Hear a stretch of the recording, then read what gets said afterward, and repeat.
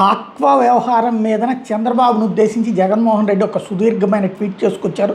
మీ పరిపాలనలో దోపిడీకి ఏ రంగం మినహాయింపు కాదు, చివరికి ఆక్వా ఫీడ్ ధరల విషయంలో కంపెనీలతో కుమ్మక్కై ఆక్వా రైతులను కూడా దోచుకు తింటున్నారు. మా ప్రభుత్వంలో ఆక్వా రైతులకు తోడుగా ఉండేందుకు తీసుకొచ్చిన చర్యలన్నింటినీ నీరుగార్చి ఆ రైతులను దారుణంగా దెబ్బతీశారు. ముఖ్యమంత్రి చైర్మన్గా ఉండే ఏపీఎస్ఏడిఏకి తెలియకుండా, దాని అంగీకారం లేకుండా కంపెనీలు రేట్లు పెంచాయని మీరు చేస్తున్న ప్రకటనలు ఎవరి చెవిలో పువ్వులు పెట్టడానికి. ఒక ప్రభుత్వాన్ని చట్టాన్ని ధిక్కరించే ధైర్యం ఆ కంపెనీలకు ఎలా వచ్చింది? వాళ్ళు మీ వాళ్ళు కాబట్టి కదా.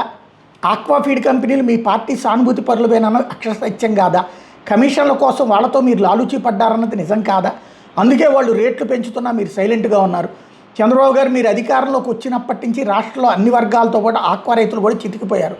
సిండికేట్ అవుతున్న కంపెనీల నుంచి, దళారుల నుంచి రైతులను రక్షించడానికి మా ప్రభుత్వంలో చట్టాన్ని తీసుకొచ్చి ఏకంగా ముఖ్యమంత్రి చైర్మన్గా ఏపీఎస్ఏడిఏ అనే రెగ్యులేటరీ సంస్థను ఏర్పాటు చేస్తే మీరు వచ్చాక ఉద్దేశపూర్వకంగానే దాన్ని నిర్వీర్యం చేశారు. సీడ్ ఫీడ్ క్వాలిటీ ప్రమాణాలు సహా వాటి రేట్ల నియంత్రణ దగ్గర నుంచి ఆక్వా ఉత్పత్తులకు ధరలు నిర్ణయించే బాధ్యతను కూడా ప్రభుత్వం తీసుకోవడమే కాకుండా యూనిట్ కరెంటును కేవలం ₹1.5కే అందిస్తూ అన్ని రకాలుగా మా ప్రభుత్వం అండగా ఉంటే మీరు అధికారంలోకి వచ్చిన తర్వాత వాటన్నింటిని నిర్వీర్యం చేసి ఆ రైతులను రోడ్డును పడేశారు. మొదటి ఏడాది ఆక్వా ఉత్పత్తుల రేట్లు పడిపోయి రైతులు నష్టపోతున్న మినమేషాలు లెక్కించారే తప్ప వాళ్ళని ఆదుకోవాలన్న బాధ్యతను విస్మరించారు. ఇప్పుడు ఫీడ్ రేట్లు పెంచి చేస్తున్న దోపిడీకి వత్తాసు పలుకుతున్నారు. ఇది రైతులకు మీరు చేస్తున్న అన్యాయం కాదా?